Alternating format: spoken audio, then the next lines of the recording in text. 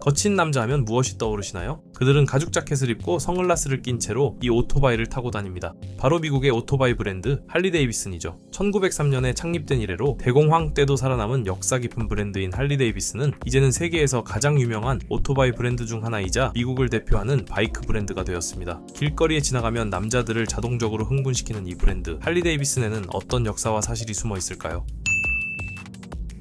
시간은 1903년으로 거슬러 올라갑니다. 윌리엄 할리, 아서 데이비슨, 월터 데이비슨 3명은 빠른 속도로 달리는 오토바이를 만들고 싶어 했습니다. 비용과 시간은 한정되어 있었고 제작에 어려움이 따랐지만 이들 3명은 끝끝내 작은 오두막에서 첫 프로토타입 오토바이를 생산해냈죠. 얼마나 돈이 없었냐고요? 프로토타입을 만들 때 부품 중 하나인 카뷰레터를 통조림 캔으로 만들 정도였습니다. 이런 우여곡절 끝에 그들은 자신들의 이름인 할리와 데이비슨을 합쳐 할리 데이비슨이라는 이름을 붙이고 양산을 시작합니다. 양산 첫 해 150대를 생산한 것을 시작으로 20년이라는 짧은 기간 동안 세계 최대의 오토바이 브랜드로 성장했죠. 할리 데이비슨은 1929년에 미국 대공황에도 살아남았습니다. 경기가 얼마나 어려웠는지 20년 넘게 성장세이던 할리 데이비슨의 판매량은 곤두박질 칠 정도였죠. 하지만 그 어려움을 이겨내고 할리 데이비슨은 명품 바이크 브랜드가 되었습니다. 참고로 당시 미국 오토바이 회사 중 살아남았던 것은 할리와 인디언 모터사이클이라는 회사뿐이었죠.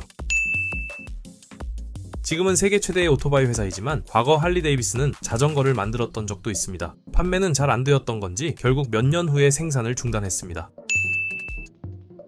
시간이 지나면서 할리 데이비슨은 미국 경찰의 오토바이로 자리매김했습니다. 미국 경찰은 회사가 창립된 지 얼마 지나지 않은 1905년부터 할리 데이비슨을 사용했습니다. 100년이 넘는 시간 동안 미국 경찰들의 발이 되어준 것이죠. 아이러니하게도 미국의 바이커 갱들도 자신들의 남자다움을 보여주기 위해 할리 데이비슨을 타고 다닌다고 하는데요. 서로 다른 두 집단이 같은 오토바이를 탄다는 사실 어떻게 받아들여야 할까요? 또한 양차대전에서 할리 데이비슨은 군용 오토바이로 납품이 되었습니다. 당시 납품된 오토바이의 색상은 위장 때문에 녹색이었는데 전쟁이 끝난 이후에도 녹색 할리 데이비슨은 계속 출시가 되었습니다. 일부 마니아들은 녹색 할리 데이비슨이 전쟁에서 쓰였던 색상과 같아 금방 고장날 것 같다는 말도 안 되는 이유로 해당 색깔을 꺼려합니다.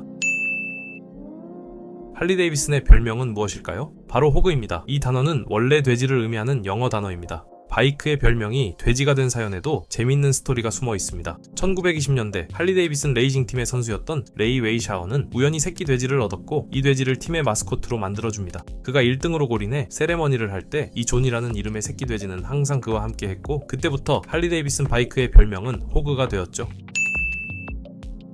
할리 데이비슨은 1980년대에 어려움을 겪기 시작했습니다. 60, 70년대부터 미국에 들어온 일제 바이크가 저가 공세로 미국 시장을 점령하기 시작했고 할리 데이비슨은 이를 이겨낼 수 있는 방법이 없었죠. 품질도 일제에 비해 좋지 않은 편이었습니다. 외계인을 갈아 넣은 것도 아닐 텐데 할리 데이비슨은 어떻게 이 위기를 타게 했을까요? 할리 데이비슨의 13명의 임원진들은 위기를 타게 하기 위해 품질을 개선하고 자신들이 잘하는 오토바이에 집중하는 등 여러 노력을 했습니다. 그중 주목할 만한 건 바로 마니아들을 양성해낸 것이었죠. 1983년 할리 데이비슨은 또 다른 HOG, 즉 할리 데이비슨 오너스 그룹을 발족했습니다. 처음부터 인기를 끌었던 것은 아니지만 머지않아 많은 사람들이 클럽에 가입하면서 커뮤니티를 형성했고 할리 데이비슨이 살아남을 수 있는 단초를 제공했습니다. 지금 우리가 생각하는 할리 데이비슨의 이미지는 이때부터 굳어지기 시작했다고 해도 과언이 아닙니다. 할리 데이비슨은 미국 브랜드지만 해외에도 공장이 꽤 많습니다. 중국에서도 소형 바이크를 생산하는데 이 때문에 최근 트럼프 행정부와 마찰을 빚기도 했죠. 할리에 포르쉐가 묻어있다면 믿으시겠습니까? 브이로드 모델의 엔진은 할리 데이비슨과 포르쉐가 공동으로 개발했습니다. 둘 다 명품차, 명품 브랜드라는 공통점뿐만이 아니라 이런 연결고리도 있었다니 신기할 따름이네요. 할리 데이비슨은 대학교를 세우기도 했습니다. 무슨 소리냐고요? 할리 데이비슨 유니버시티라는 프로그램이 있습니다. 사실 이는 진짜 대학교가 아니고 고객들에게 품질 좋은 서비스를 제공하기 위한 딜러 및 직원 교육 프로그램입니다. 세계 각지에 설립된 이 대학교는 정비 지식부터 판매 증진을 위한 리테일 마케팅까지 다양한 분야를 가르칩니다. 할리 데이비슨은 그 유명세에 걸맞게 특유의 배기음을 위한 연구소를 따로 두고 있습니다. 이 연구소는 소비자들의 요구에 맞게 그리고 변하는 트렌드에 맞게 배기음을 구현하기 위해 큰 돈을 씁니다. 심지어 할리 데이비슨은 회사의 상징이 된 배기음을 지키기 위해 저작권까지 등록해 놓은 상태죠. 다른 회사가 같은 배기음을 내는 모터사이클을 내놓으면 저작권 침해로 배상을 해야 합니다. 무슨 단어로 정의해야 할까요? 아마 여러분들의 머릿속에 남성, 모험 같은 단어들이 떠오르겠지만 가장 먼저 여러분이 떠올려야 할 단어는 반항과 자유입니다. 주류에 편승하지 않는 비주류, 오토바이를 타고 멀리 떠날 자유 말이죠. 누군가에게는 그저 크고 시끄러운 오토바이지만 또 다른 누군가에게는 어디론가 떠날 수 있는 탈출구라고 할 수 있습니다. 할리 데이비슨이 변화하더라도 반항과 자유의 이미지는 놓지 않았으면 하는 것이 개인적인 소망입니다.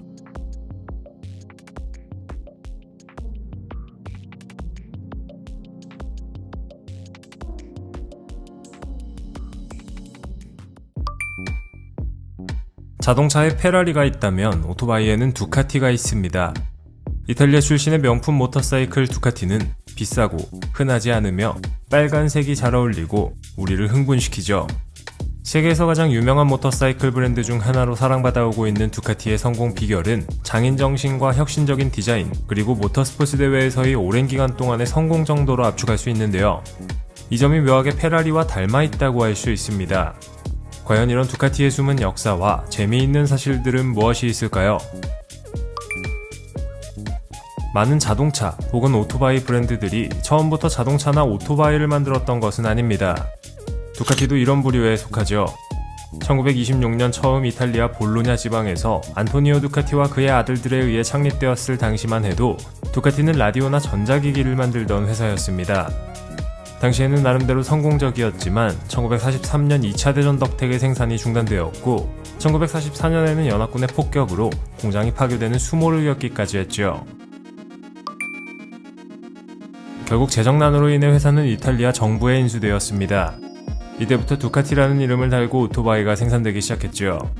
라디오를 만드는 것만으로는 돈을 벌 수 없었기 때문입니다. 두카티라는 이름을 달고 만들어진 오토바이가 명성을 떨치기 시작한 것은 1960년대부터인데요.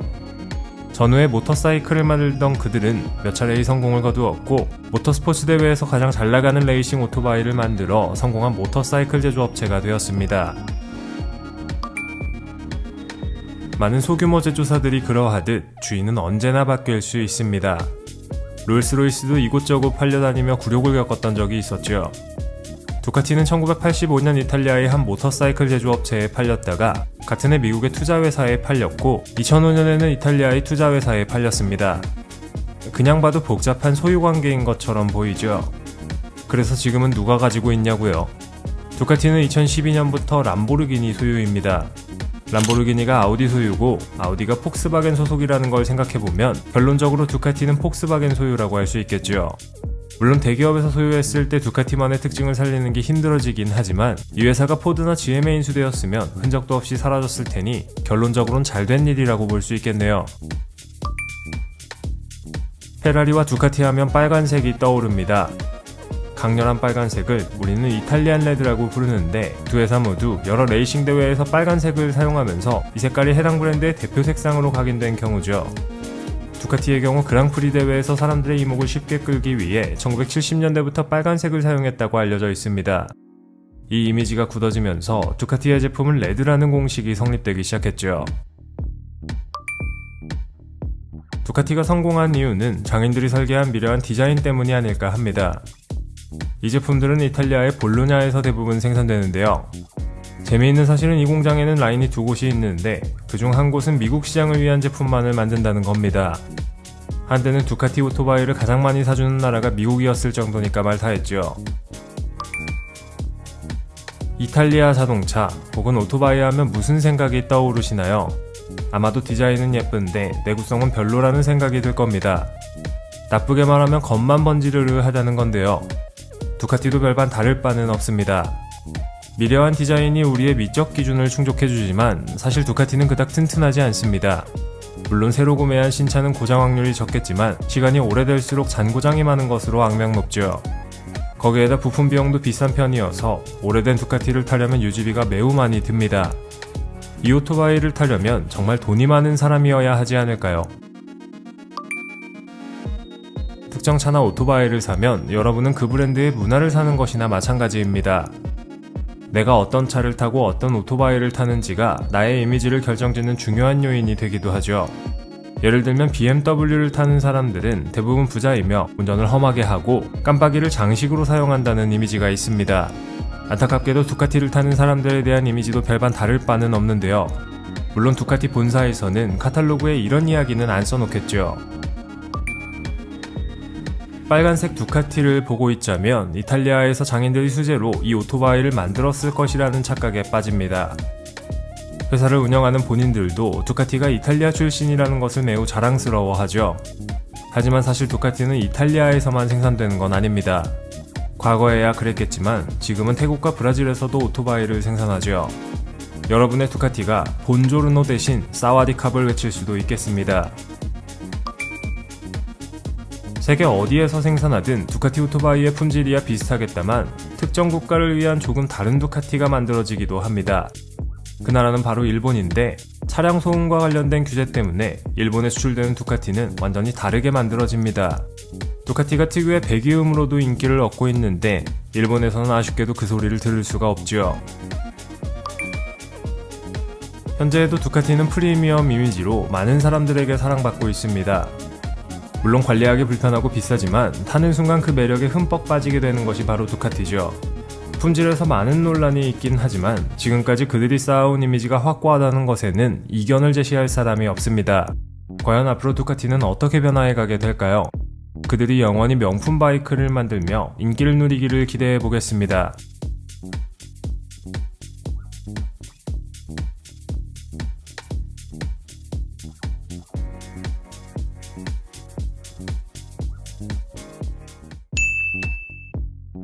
영화와 드라마에서 스쿠터 하면 이 브랜드의 제품이 빠지지 않고 등장합니다. 할리처럼 우렁차지도 BMW나 가와사키처럼 빠르지도 혼다처럼 저렴하지도 않지만 왠지 스쿠터 하면 이 브랜드의 제품이 떠오르죠. 바로 이탈리아 출신의 피아지오에서 생산하는 스쿠터 브랜드 베스파입니다.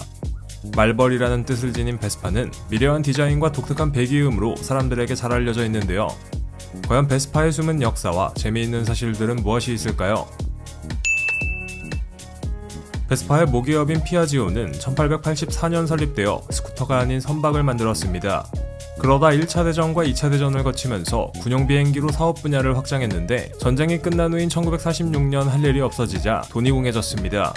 피아지오는 스쿠터라도 만들어 팔자며 비행기 공장을 오토바이 공장으로 전환했고 덕분에 베스파라는 브랜드가 탄생했죠. 귀여운 디자인 덕분에 베스파는 데이트를 쳤고 피아지오는 살아날 수 있었습니다. 차에 비해 상대적으로 저렴한 가격과 고급스러운 디자인으로 베스파는 사랑을 받기 시작합니다. 베스파는 특유의 이행정 엔진으로 유명한데 엔진에서 내는 통통 튀는 소리가 다른 스쿠터와는 좀 다릅니다. 이 배기음이 마치 말벌과 같다고 해서 베스파라는 이름이 붙었죠.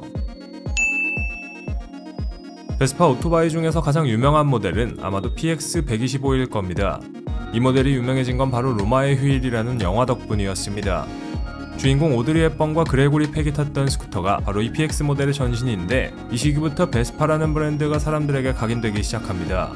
그 뒤를 이어 1977년 PX 모델이 등장했고 이전 베스파의 명맥을 이어 거의 있어 보이는 스쿠터가 되었습니다. 바로 앞에서 언급했던 로마의 휴일에 등장한 스쿠터는 2017년 경매에 등장해 하나로 최소 3억 8천만 원 정도의 몸값을 자랑했습니다. 이 스쿠터는 전 세계에 남아있는 베스파 중에서 가장 나이가 많은 녀석이죠. 세계 어디에서나 베스파는 사랑받는 스쿠터입니다. 각 나라마다 베스파 클럽이 있고 수많은 사람들이 베스파 매니아임을 자청하고 있죠. 덕분에 서울을 포함한 세계의 대도시에서는 베스파런이라는 일정 구간을 베스파로 이동하는 행사가 개최됩니다. 베스파 쿼란타세이라는 프리미엄 모델의 2014년 신차 가격은 1946만 원이었습니다. 해외 가격이 1,499달러, 당시 환율로 1,100만원대였던 걸 생각해보면 좀 비싼 가격이죠. 솔직히 이 돈이면 차를 한 대 살 가격이었는데요. 물론 스쿠터에 금을 바른 건 아닙니다. 국내 유통사는 이 제품이 프리미엄 모델임을 강조했지만 제가 보기엔 누군가 삥땅을 친 것 같습니다. 주드로와 데드풀, 바트 심슨의 공통점은 바로 베스파입니다. 이들은 모두 영화나 만화 속에서 베스파를 탔죠. 영화와 드라마에서 베스파는 스쿠터 하면 가장 먼저 떠오르는 브랜드로 계속 등장하는데요. 오랜 역사와 디자인 덕분에 스쿠터의 대표 이미지가 붙었습니다. 그래서 스쿠터 하면 국내건 해외건 가리지 않고 베스파가 등장하는 경우가 많습니다. 본고장인 이탈리아를 제외하고 세계에서 베스파가 가장 많이 팔린 곳은 바로 영국입니다. 1950년대 하위 문화인 모즈의 성장에 힘입어 베스파는 영국에서 엄청난 인기를 끌었죠. 쿼드로페니아라는 영화에서 바로 이 모즈족과 베스파에 관한 이야기를 상세하게 묘사하고 있습니다. 오래된 역사를 바탕으로 스쿠터의 대명사가 되어버렸기 때문인지는 모르겠지만 베스파는 세련된 사람들이 타는 도시형 스쿠터라는 인식이 있습니다. 멋에 죽고 멋에 사는 사람들이라면 일제 바이크보다 베스파를 우선으로 생각해본 경험 있으실 텐데요. 이렇게 세련된 이미지 덕택에 베스파는 많은 패션 회사들 그리고 셀럽들과 협업을 했습니다. 아르마니, MCM, 생로랑, 콜레트, 션 위더스푼이나 저스틴 비버 등과 스쿠터를 만들고 관련 용품을 디자인했죠. 정말 돈만 있다면 하나쯤 갖고 싶을 정도로 예쁘긴 합니다. 베스파는 한국에서 마신산업이라는 회사가 생산한 적이 있습니다. 하지만 생각보다 잘 팔리지 않아 결국 마신산업은 부도가 났고 한국에서 더 이상 베스파가 생산되는 일은 없었죠. 여전히 베스파는 세련미의 상징으로 남아 있습니다. 성능이 뛰어난지는 잘 모르겠지만 모든 건 다 제쳐두고서라도 디자인 때문에 한 번쯤은 꼭 타보고 싶은 스쿠터로 사람들에게 알려져 있지요. 지금은 저에게 없지만 기회가 된다면 꼭 다시 한 번쯤은 타보고 싶은 스쿠터입니다. 앞으로도 베스파는 계속 멋진 스쿠터들을 만들며 성장하게 될 것 같습니다.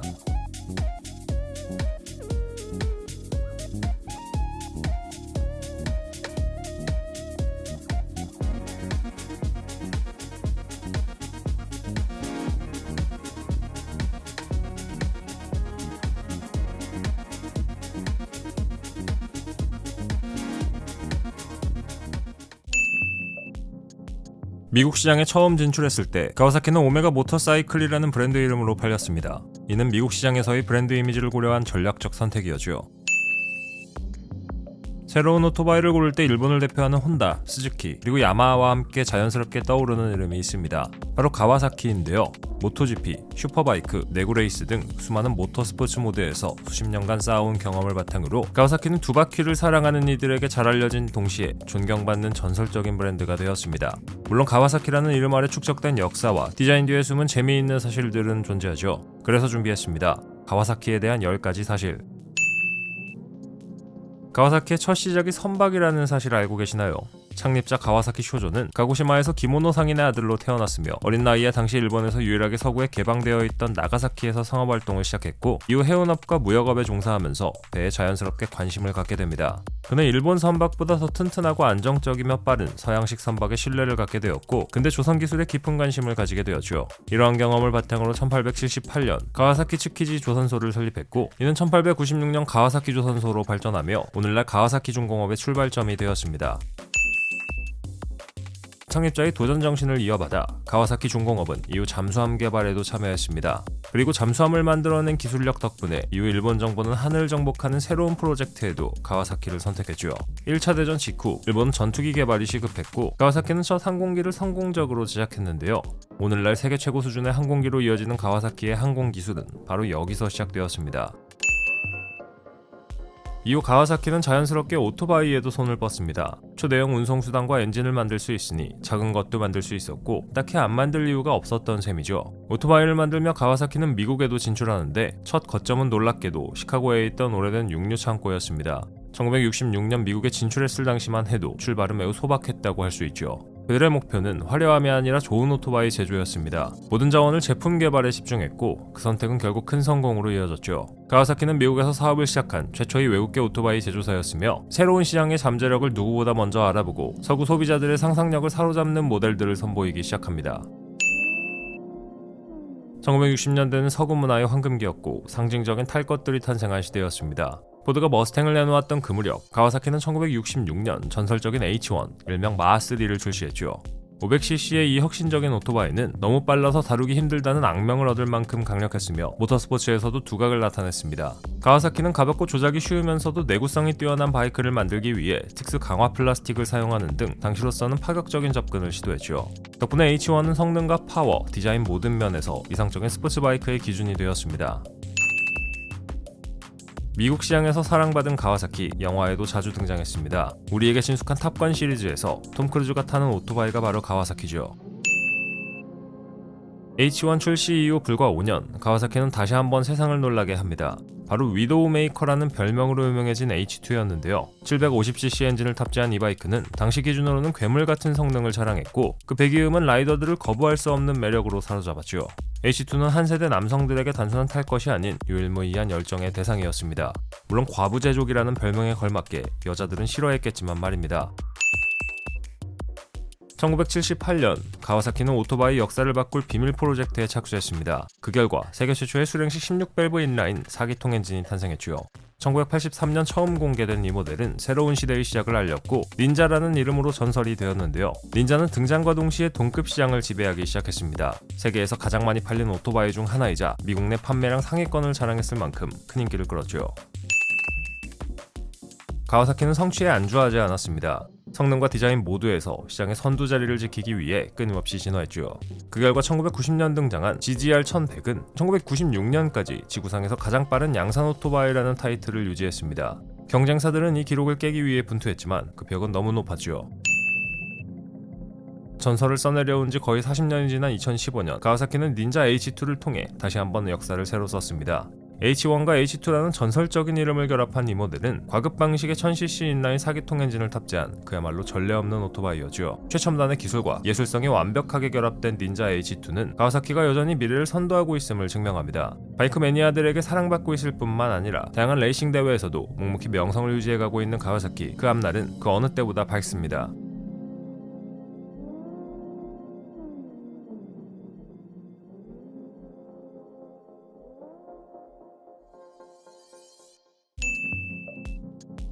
악기와 오디오부터 바이크, 엔진과 로봇까지 만드는 커다란 회사가 있습니다.